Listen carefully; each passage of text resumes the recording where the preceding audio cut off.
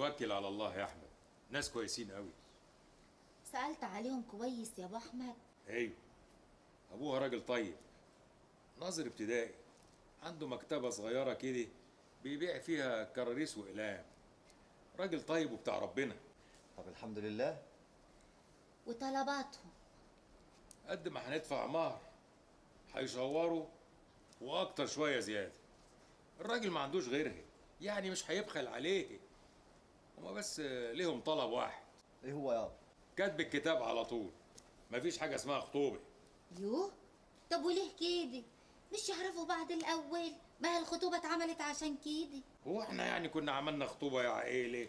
الراجل عايز يمشي على الاصول، ما يقعدوش مع بعض ولا يخرجوا سوا الا وهي مراته. على كل حال انا عرفتها كفايه ياما. المهم يابا، هنروح امتى عشان نقرا الفتحه؟ ماني خلاص قريت الفاتحه يا حاج احمد. هتدخلوا الصيف ده بعد ما تخلص امتحاناتك. على طول كده؟ وليه السربعه دي؟ الراجل هيموت وعايز يشوف له حفيد. طب نجهز. هنجهز بكل طلبات الاستاذ. ما تقومي تعشينا ولا هنقضي الليله كلها كلام. تعالي.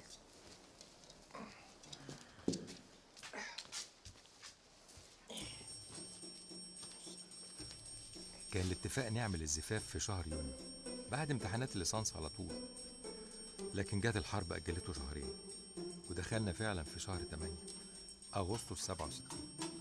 وبعد 5 شهور جالي أمر التجنيد في الجيش. هتبقى تبعت لنا جوابات يا احمد؟ ان شاء ربنا ياما. هم 45 يوم مش هيقدر ينزل فيهم، بس بعد كده هينزل كل اسبوع. ده لو ما حاربوش تاني. شكلها مفيش حرب دلوقتي. ازاي بقى؟ ازاي بقى والريس عبد الناصر بيجدد الجيش كله وبيبنيه من اول وجديد؟ انت ما قريتش اللي كتبه حسنين هيكل في الاهرام؟ يا واد كفايه، انت ما بتصدق حد يفتح السيري؟ ايه بلع راديو؟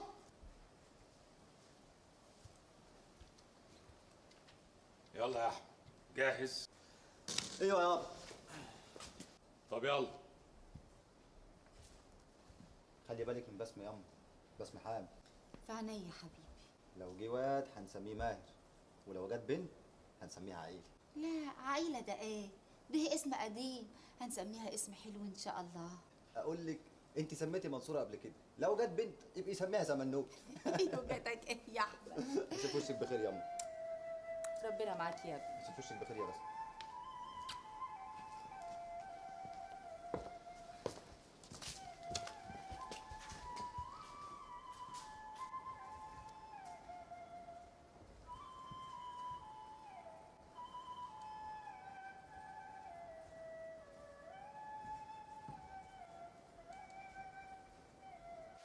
الكلام ده كان في يناير 67. بالظبط، لان ماهر اتولد في يوليو 68 بعد تجنيدي ب6 اشهر بالظبط. وخبر ولادته جالي في ليله ما تتنسيش، كنت في عز المعمعه، في عز حرب الاستنزاف. لا لا لا لا لا، احكي لي بقى من الاول. ادخل. مساء الفل يا عمنا. اهلا يا عمر، تعال اقعد. عملت ايه؟ زي ما قلت لي بالظبط، سبت البيت واختفيت خالص. هي كمان سابت البيت، راحت بيت ابوها تنوح لهم هناك بقى. امال ماهر ما تكلمش ليه؟ تلاقيه بيدرس الموضوع. مش انت يا عمنا قلت له يبقى يدرسه؟ انت قلت لي ابوك بيشتغل في ايه؟ في قطع غيار العربيات. مستورد يعني؟ من كل انحاء الدنيا، ايطاليا، اليابان، امريكا، اي حته تحبها. مش كنت قلت لي انه غضبان عليك؟ اصالحه يا عمنا، انت تؤمر، العمليه في ايديا انا. ومراته؟ ما تشيلش همها، انت بس قول لي انت عايز ايه بالظبط وانا جاهز. خلينا نخلص من المهمه دي الاول، وبعد كده هيبقى في شغل بينا كتير. بقول لك يا عمنا، ما تسيبك من موضوع ماهر ده، وانا اهو ملكك انا وابويا. بعدين نبقى نتكلم في الموضوع دوت. خلينا نخلص من حكايه ماهر العربي الاول.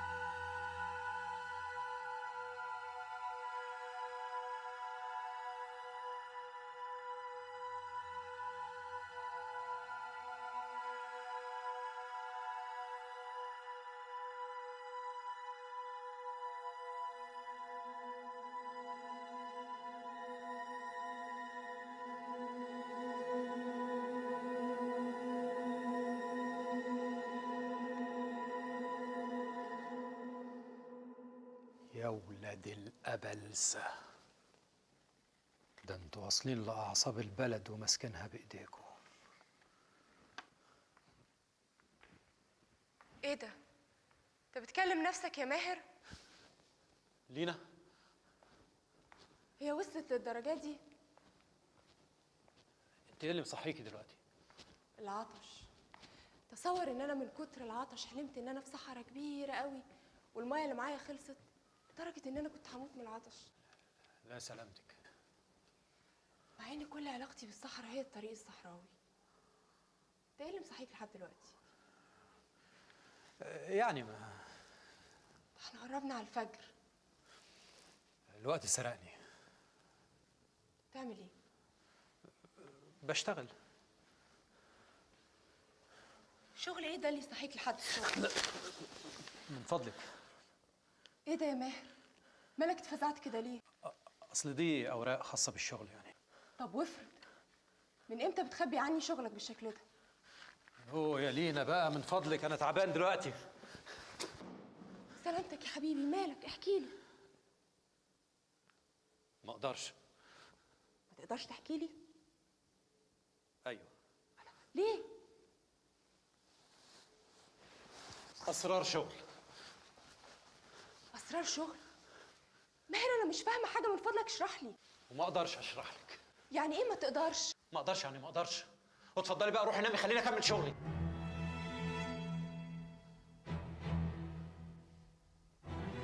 انا همشي يا ماهر، بس عايزه افكرك اننا شركه في الاسره دي، وان من حقي اعرف عنك كل حاجه.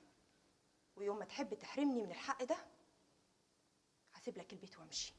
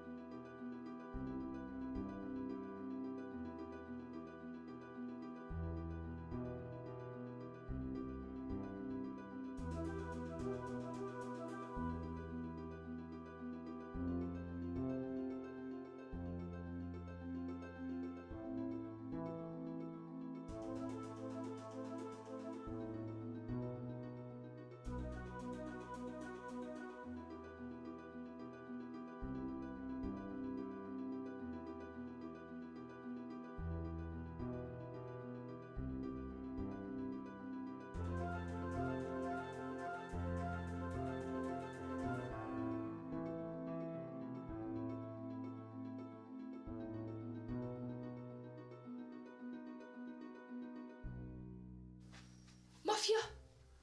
انت هتشتغل مع المافيا يا ماهر؟ مافيا ايه بس يا حبيبتي؟ مين اللي جاب سيره المافيا؟ انت مش بتقول غسيل اموال قذره؟ مين يعمل كده غير المافيا؟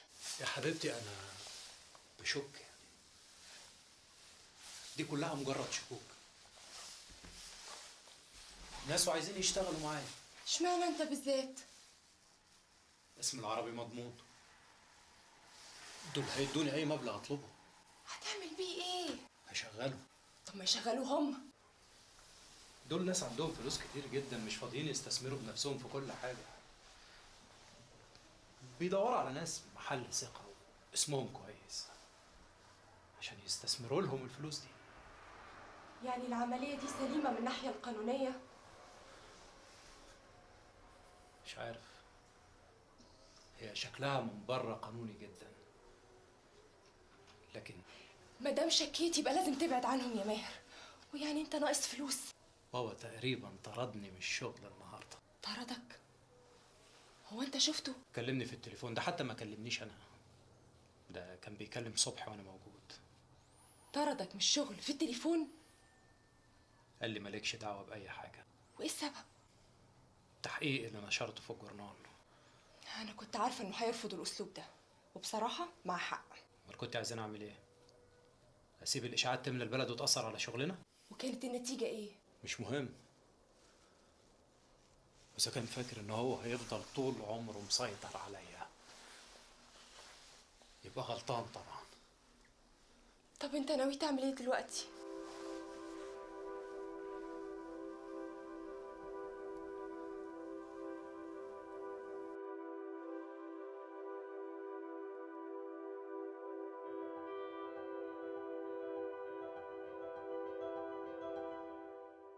بعد الحرب ما خلصت وابتدت المفاوضات، حالة التوتر والشدة اللي كانت عليها البلد خلصت. كل حاجة كانت موجهة لخدمة المعركة. خلصت المعركة، كل حاجة ثابت.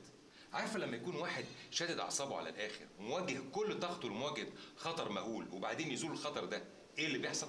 طبعا اعصابه بتسترخي. بالظبط، هو ده اللي حصل. حالة استرخاء غريبة جدا حصلت واتفتحت البلد، اللي هم سموه بعد كده الانفتاح الاستهلاكي. المجتمع كله كان تعبان وشادد الحزام بقاله سنين ومسيطر على كل الموارد الاقتصادية بإيد من حديد، وفجأة كل ده ساب وبقت الحكاية سداح مداح. طب حضرتك بقى فين من ده كله؟ أنا رجعت من الجيش للتدريس، لكن التدريس ما بقاش يكفيني ولا يستوعب طاقتي، خصوصا لما ابتدت حالته تتدهور.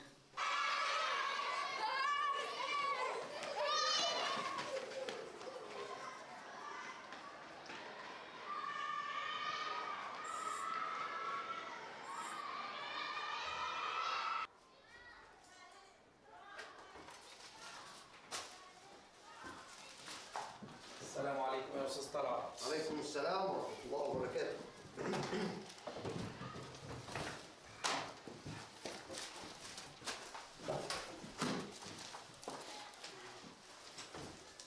مساء الخير يا استاذ طلعت. مساء الخير يا عرب، ازاي الصحه؟ الحمد لله رب العالمين.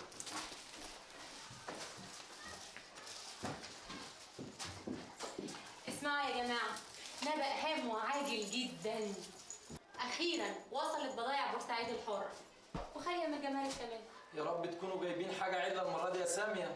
كل اللي انت محتاجه ازاز مرعشي موجود، بدءا من الصابون المستورد بكل انواعه للاقمشه والحراير والملابس الجاهزه الحريمي والملابس الجاهزه الرجالي والاجهزه الكهربائيه كمان. انعام يا انعام تعالي. ميرسي يا عم.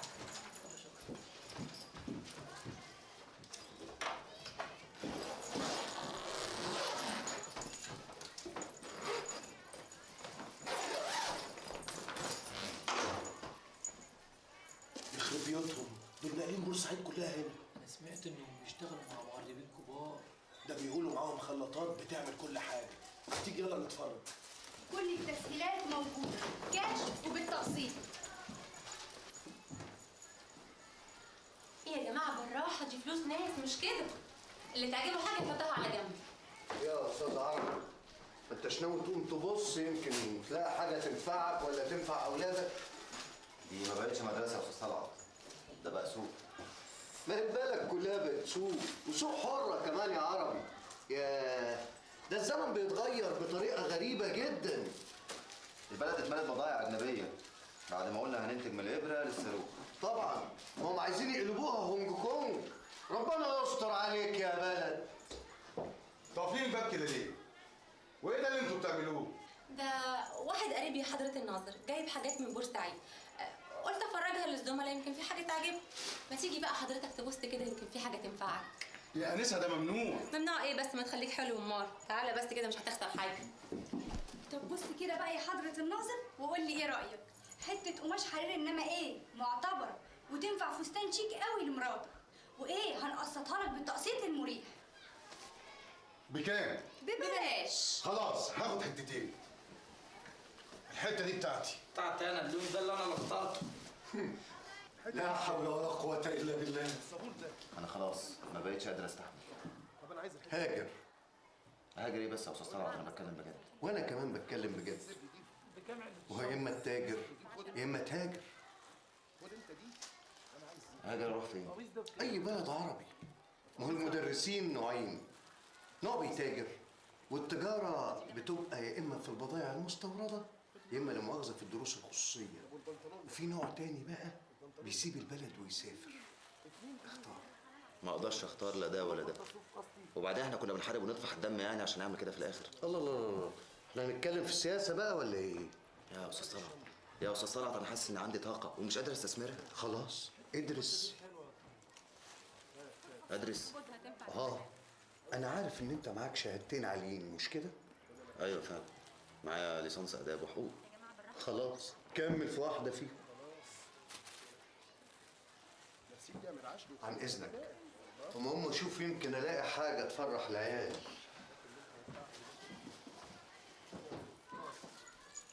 تعالى يا استاذ طلعت اتفرج. مكوى يا بني انما ايه محترمه.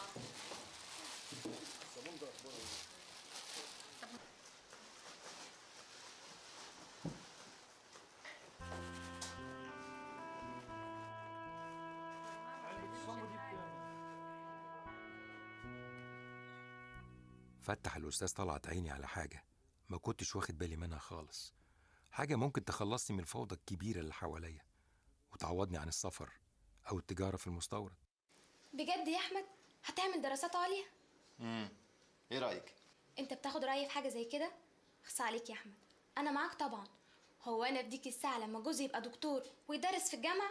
خلاص بقيت دكتور، استني شويه. ان شاء الله ان شاء الله ربنا يحقق لك حلمك، ده يوم المنى يا احمد. ايوه بس كل مدى والدنيا بتغلى والاسعار بتزيد. حكايه الدراسه دي عايزه تفرغ ومجهود ومصاريف. ما يهمكش اي حاجه يا حبيبي، احنا نقدر نعيش تحت اي ظرف، المهم مفيش اي حاجه تمنعك من تحقيق حلمك. بس انا كده مش هقدر ادي دروس ولا اقدر اشوف اي شغل جانبي. والعيال كترت. كتروا ايه؟ ما تصلي على النبي. اللهم صل عليك يا نبي. كل الحكايه ماهر وسهير. يا سلام، والتالت ده مش واخده بالك منه؟ عارف يا احمد، نفسي يبقى 10. انا طول عمري محرومه من العيله الكبيره، علشان كده نفسي يبقى عندي عيله كبيره كبيره قوي. هنصرف عليهم منين دول؟ شيل من دماغك انت اي حاجه، انا عاوزاك تتفرغ لشغلك ودراستك وبس، ومالكش دعوه باي حاجه تانية. الله يمسيكي بالخير يا أم. دكتور يا احمد. ايوه يا أم، مش ده كان حلمك من زمان؟ ايوه بس انت يا حبيبي ما دخلتش الكليه اللي تطلعك دكتور. افهمي ياما، احمد هيبقى دكتور في الجامعه. ايوه يا أم، وشهاده الدكتوراه دي بقى اكبر من شهاده الجامعه بكتير. يعني انت بعد ما تاخد الشهاده دي هيندهولك يقولوا لك يا دكتور؟ ايوه يابا ان شاء الله. على بركه الله يا ابني، قوم بينا نشم شويه هوا. ايه؟ على فين يا ابو احمد؟ هناخد لفه على البيت الكبير ونقعد شويه على القهوه لغايه لما تحضري الغدا. بس اني لسه ما قعدتش مع الولا. ولا ايه يا ام احمد؟ ده دكتور. بالنسبه لي ولا وهيفضل ولا، صح يا احمد؟ صح يا اما. يلا يا اخويا يلا بلاش غلا. الراجل عايز يفرح بابنه ويبلغ البلد كلها انه هيبقى دكتور. الهي وانت جاهي يفتحها في وشك يا احمد يا ابن عقيل، انت واخواتك قادر يا كريم يا رب. ايوه يا استاذ، بتقول ايه؟ انا كنت عايز استاذن حضرتك ان الحصص بتاعتي اركزها في يومين او 3. وبقيت الاسبوع؟ اصلي بصراحه يا حضره الناظر انا قدمت على دراسات عليا وقابلت، عايز اذاكر. هي الحكايه بقى كده. حضرتك عايز تغير نظام المدرسه ونظام التربيه والتعليم عشان تناسب مواعيد حضرتك ودراسات حضرتك ومذاكره حضرتك. لا يا فندم، انا مش عايز اخل باي حاجه، انا بس اذن حضرتك بس يعني اركز حصصي في 3 ايام في 4. ما ينفعش يا استاذ، حصصك هتاخدها بالكامل وفي المواعيد المقرره، ده غير الحصص الاضافيه بالاضافه الى حصص النشاط. نشاط ايه يا حضره الناظر؟ ده انا بدرس تاريخ. انتهى يا استاذ، اتفضل يا فندي على فصلك. يا استاذ رأفت، يا استاذ رأفت. ايوه يا فندم. قول لي عندنا كام حصه فاضيه الاسبوع ده؟ عندنا حوالي 20 حصه، الاثنين مدرسين اتنقلوا ومدرس غايب. شايلهم للاستاذ احمد العربي عشان يتربى. يبقى خلي الدراسات العليا تنفعه. الدراسات عليا ايه؟ المدرسة ما رضيتش تساعدنا، بالعكس زودت الحمل علينا. الناظر كان راجل كله عقد نقص. طب حضرتك كان عندك كام ولد في الوقت ده؟ كان في ماهر وسهير، وامي كانت حامل في التالت. ما كانش في حد يساعدنا، ومع ذلك كافحنا واستمرينا.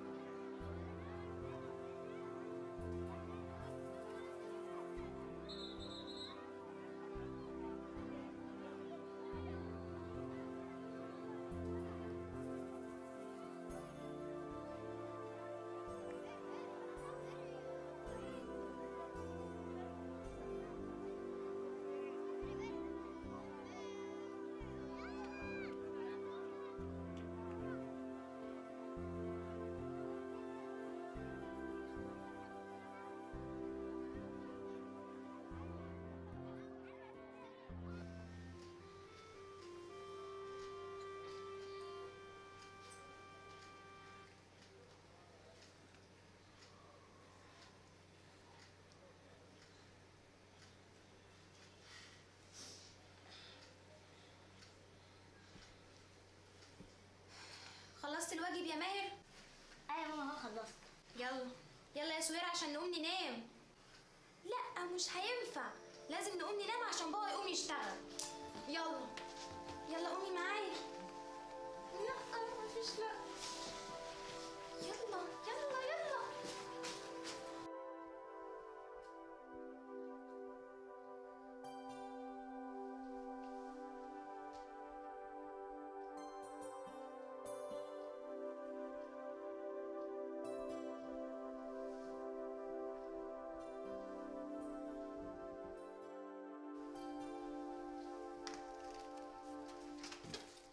أحمد أحمد قوم، كفاية كده، أنت نمت يجي 5 ساعات دلوقتي.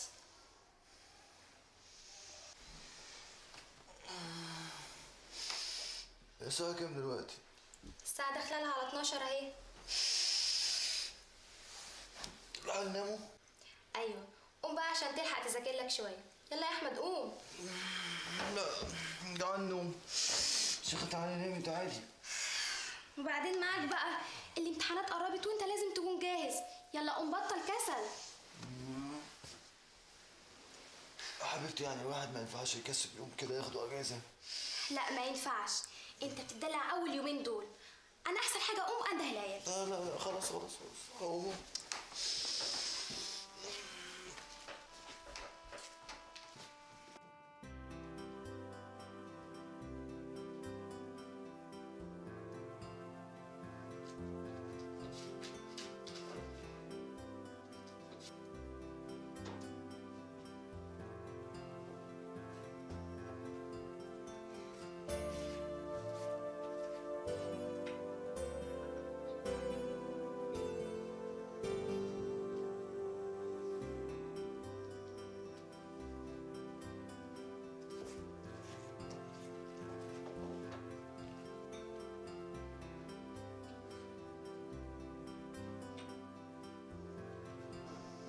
سنين وانا في العذاب ده، بالنهار مدرسة وبالليل مذاكرة. لكن في الحقيقة وقفت مامتي جنبي اللي عمرها ما اشتكت ولا تذمرت، كان ليها أثر كبير جدا في حياتي. وبعد ده كله تسيبها وتحب واحدة تانية؟ شاهندة مش أي واحدة. بابا لو سمحت خلينا نناقش المسألة دي بعقل. الحاجات دي ما فيهاش عقل، ملهاش أي دعوة بالعقل. الرسول عليه الصلاة والسلام بيقول في حديث ما معناه: الأرواح جنود مجندة، ما توافق منها ائتلف وما تنافر منها اختلف. وانت روحك بقى انت وشاهندة اسمها طنط شاهندة. يعني أرواحكوا ائتلفت من أول لحظة شفتها فيها ولغاية دلوقتي؟ ولغاية دلوقتي. ما تيجي نغير الموضوع ده بقى، أنا تعبت. يلا بينا نروح نستريح. يلا.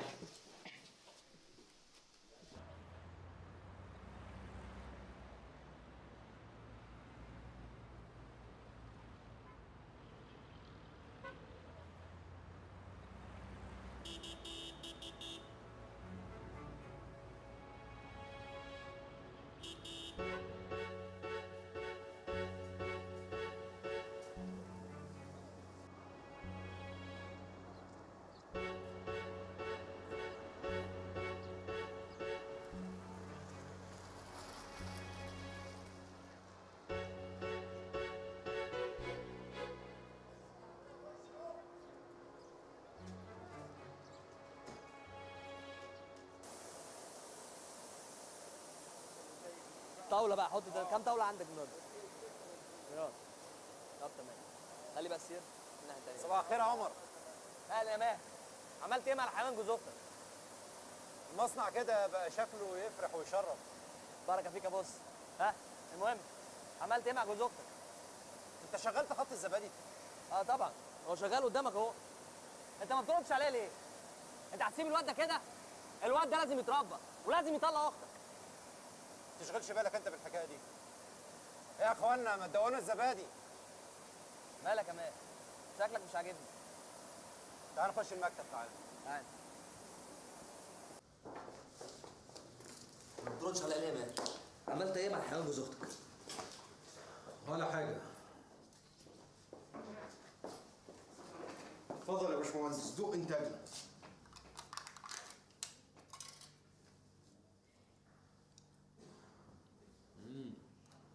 حلو يا عمر. بالهنا والشفا. حلو حقيقي. ولسه كمان لما زوده بالفاكهه. انت هتعمل زبادي بالفواكه كمان؟ كل اللي محتاجينه ترومبه وتانك مخصوص، ودول تمنهم مش كتير، نقدر نجيبهم من اراضي الزبادي. وناوي اتفق مع مصنع مركزات عشان يجيب لنا الفاكهه طبيعيه. مش هنعمل بقى زي بقيه المصانع نحط مكسبات طعم وحاجات من دي. ايوه بس الاول الزبادي ده ماشي في السوق؟ الحمد لله ماشي، وانا متوقع انه يزيد قوي بعد ما ازود له الفاكهه. ده انت كده محتاج حمله اعلانيه كبيره. يا ريت، بس انت عارف راي بابا في الموضوع ده. ابوك بينتمي لجيل قديم. الدعايه والاعلان اهم سبب من اسباب النجاح النهارده. طب مش لازم نقول الاول؟ وهو فين؟ ما هو سايب الدنيا متدربكه فوق دماغنا ورايح يستجم. هو انت مش بتكلمه؟ كفايه عليه يا عم صبحي يا سيدي. انا ماشي. ماشي في ايه وجاي في ايه؟ انت في حاجه مضايقاك؟ مفيش، سلام. طب ما تمشيش وانت كده يا ماهر. طب ابقى طمني عليك. هو جاي لك. انا كنت متوقع انه يجي لي بس ما جاش. الظاهر كده انه لسه متردد شويه. الموضوع ده لازم يخلص الاسبوع ده. اتصرف معاه.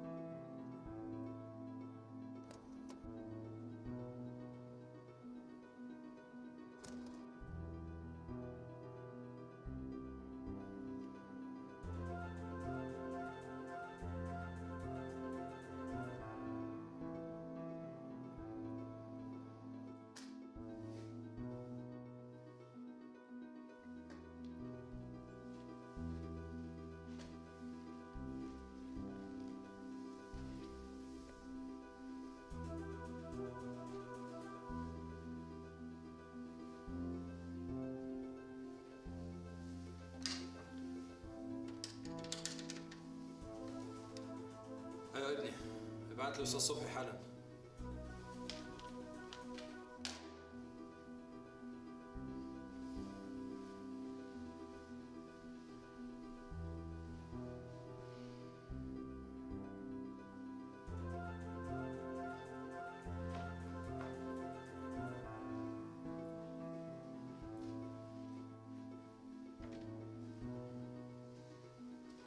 يا اهلا يا باشمهندس. ايه بقالنا يومين ما شفناكش، انت فين يا راجل؟ في الدنيا يا استاذ. بابا ما اتكلمش من ساعه ما كنت عندي ما اتكلمش. طب اتفضل. اخبار البورصه ايه؟ لسه. يعني ايه لسه؟ ما انا عايز افهم. السعر ما اتحركش؟ للاسف لسه ما اتحركش. لا قول لي انت عملت ايه مع ابراهيم زيدان؟ قابلته. واتفقتوا على ايه؟ انا جايبك عشان كده، انت ايه رايك؟ هتعامل معاه ولا لا؟ ايوه انت عايز رايي بصفتي ايه يعني؟ بصفتك المستشار المالي لشركات العربي. لو بصفتي المستشار المالي لشركات العربي يبقى لازم ادرس الموضوع من كل جوانبه مع صاحب الشركات دي ورئيس مجلس ادارتها. امال تقدر تجاوبني بصفتك ايه؟ بصفتي المستشار المالي بتاعك انت شخصيا، ده لو سمحت لي يعني. ماشي، اعتبر نفسك المستشار المالي بتاعي. بس في الحالة دي بقى لازم تديني الأمان الكامل. ازاي يعني؟ ازاي يعني؟ يعني المفروض تكون صريح وواضح معايا جدا في كل شيء، وأنا هكون معاك كذلك. انا سامع ان الناس دي بتدير اعمالها بفلوس المخدرات والسلاح. شوف، كلام الناس كتير يا باشمهندس، واحنا لو مشينا ورا كلام الناس مش هنعمل أي حاجة. المهم احنا نغطي نفسنا من الناحية القانونية 100%. في الحالة دي محدش له حاجة عندنا. ازاي يعني؟ ازاي دي بقى عايزة قعدة طويلة أنا وأنت نشرح فيها كل حاجة بالتفصيل. أنت مش عايز تاخد المركز الأولمبي وتملاه ناس ولاعيبة وأجهزة زي ما كنت بتقولي؟ اه طبعا، ده كان حلمي. خلاص، شوف يا باشمهندس، الفرصة ما بتجيش للإنسان في عمره غير مرة واحدة بس. إذا سابها تعدي منه ما بترجعلوش تاني أبدا. عشان كده بقولك اتكل على الله وادخل بقلب جامد. مش قبل ما تقعد وتشرح لي بالظبط نغطي نفسنا من الناحية القانونية ازاي؟ اديني فرصة بقى اروح لحد مكتبي ادور لك على شوية بنود قانونية يخلوا موقفنا سليم 100%.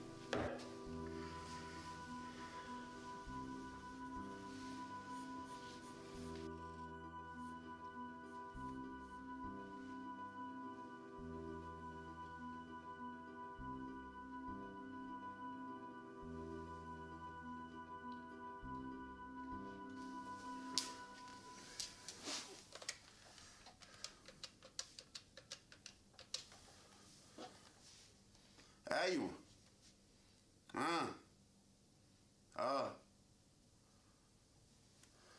حكالي. ايوه. لحد فين؟ طيب. لا خلاص انا هتصرف. مع السلامة.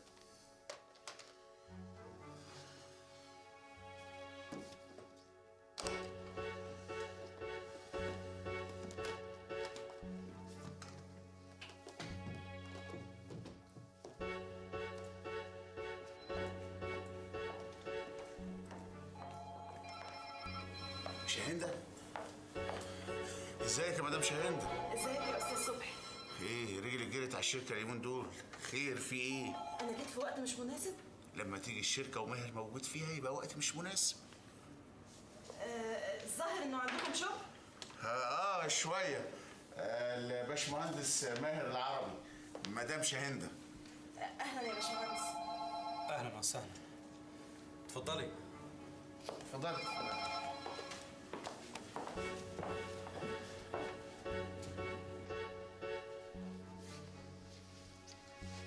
اهلا اتفضلي.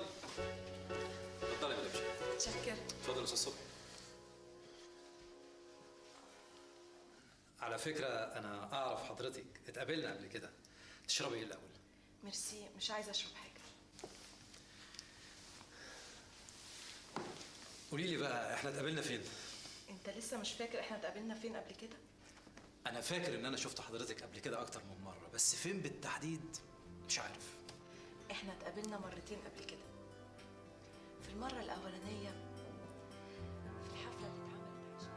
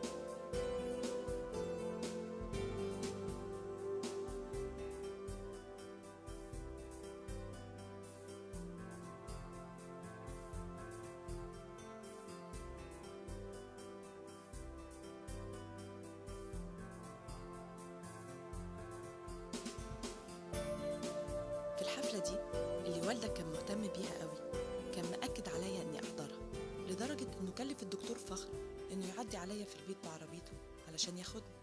وفي اليوم ده شفتك وانا خارجه من الحفله، كنت انت لسه واصل.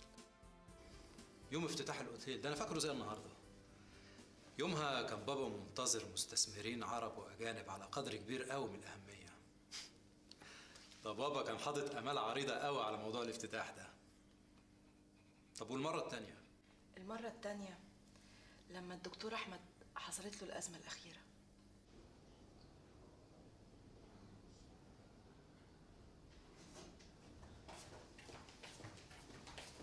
عملت لك صينيه البطاطس باللحمه الضاني اللي انت بتحبها. يلا يا حبيبي.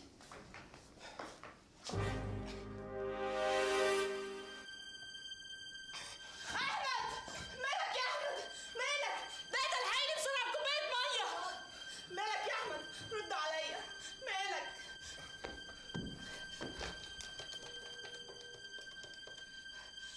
دكتور فخر، انا شاهين، الحقني. ايه؟ طيب على مهلك. ايوه، وصفي لي الحاله.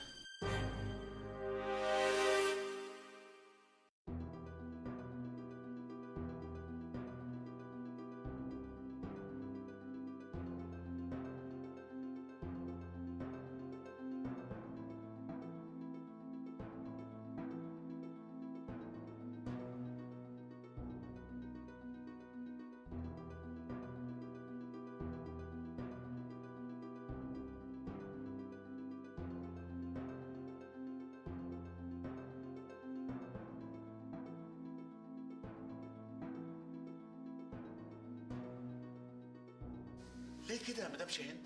ليه كده؟ استنى يا استاذ صبحي. انت ليه ما سمحتلهاش؟ الله، ليه يا استاذ؟ يا باشمهندس، انت عارف الربكه اللي كنا فيها ساعتها. بصراحه الاسره كلها كانت موجوده، وانا خفت من سوء الفهم. اي سوء فهم؟ انت عارف ست والدتك. انت خفت لما ماما تعرف ان في بينهم علاقه غير شرعيه. لو سمحت يا باشمهندس، ما تفهمش غلط. انا مرات الدكتور احمد على سنه الله ورسوله.